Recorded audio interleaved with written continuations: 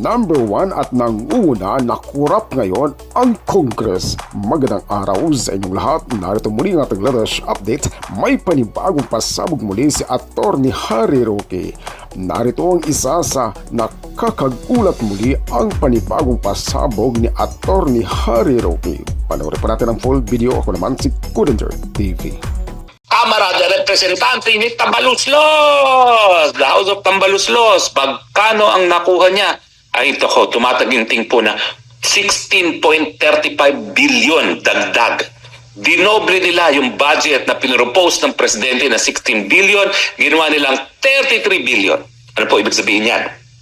Ngayon po, ang kubra ng congressman, ang kubra pa po nila ay 1.2 a month.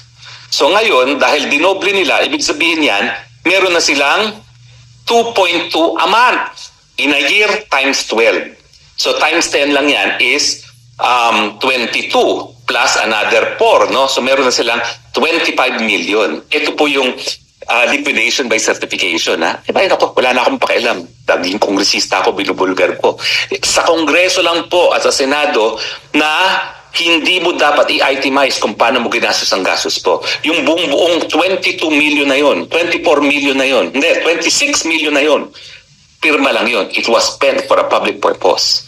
Pero ano pa ang kita ng mga congressman? Ito nga po, yung AKAP na 26 billion. Kada congressman, 86 million.